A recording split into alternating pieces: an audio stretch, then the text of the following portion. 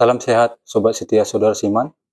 Kembali bersama saya dalam kesempatan kali ini, dalam kesaksian kasih karunia, saya ingin membagikan firman Allah yang saya ambil dari Injil Yohanes ayat 10, Injil Yohanes 10 ayat 1 sampai dengan 17. Beginilah bunyi firman Allah.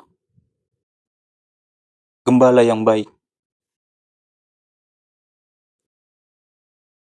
Aku berkata kepadamu, sesungguhnya siapa yang masuk ke dalam kandang domba dengan tidak melalui pintu, tetapi dengan memanjat tembok, ia adalah seorang pencuri dan seorang perampok. Tetapi siapa yang masuk melalui pintu, ia adalah gembala domba. Untuk dia, penjaga membuka pintu, dan domba-domba mendengarkan suaranya. Dan ia memanggil domba-dombanya masing-masing menurut namanya, dan menuntunnya keluar. Jika semua dombanya telah dibawanya keluar, ia berjalan di depan mereka, dan domba-domba itu mengikuti dia, karena mereka mengenali suaranya. Tetapi seorang asing pasti tidak mereka ikuti, malah mereka lari daripadanya, karena suara orang-orang asing tidak mereka kenal. Itulah yang dikatakan Yesus dalam perumpamaan kepada mereka, tetapi mereka tidak mengerti apa maksudnya. Ia berkata demikian kepada mereka.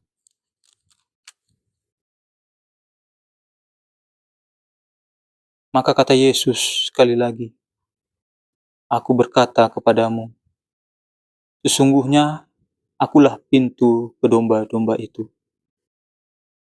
Semua orang yang datang sebelum aku adalah pencuri dan perampok, dan domba-domba itu tidak mendengarkan mereka.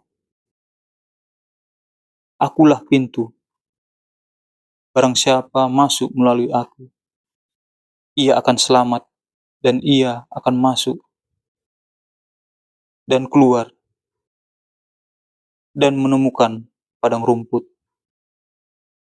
Pencuri datang hanya untuk mencuri dan membunuh dan membinasakan. Aku datang supaya mereka mempunyai hidup dan mempunyainya dalam segala kelimpahan. Tuhan Yesus berkata, akulah gembala yang baik. Gembala yang baik memberikan nyawanya bagi domba-dombanya. Sedangkan seorang upahan yang bukan gembala dan yang bukan pemilik domba-domba itu sendiri, ketika melihat serigala datang, meninggalkan domba-domba itu lalu lari, sehingga serigala itu menerkam dan mencerai-beraikan domba-domba itu. Ia lari karena ia seorang upahan dan tidak memperhatikan domba-domba itu. Akulah gembala yang baik, dan aku mengenal domba-dombaku, dan domba-dombaku mengenal aku.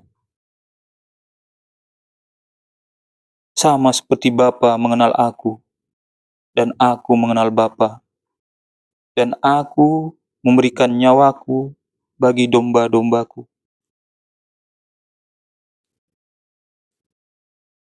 Ada lagi padaku domba-domba lain yang bukan dari kandang ini. Domba-domba itu harus kutuntun juga, dan mereka akan mendengarkan suaraku, dan mereka akan menjadi satu kawanan dengan satu gembala. Bapa mengasihi aku, oleh karena aku memberikan nyawaku untuk menerimanya kembali. Demikianlah firman Allah yang ingin saya sampaikan kepada saudara Siman. Kasih karunia Kristus dan damai sejahtera menyertai kita dari Dia yang ada, yang sudah ada, dan yang akan datang. Allah yang Maha Kuasa.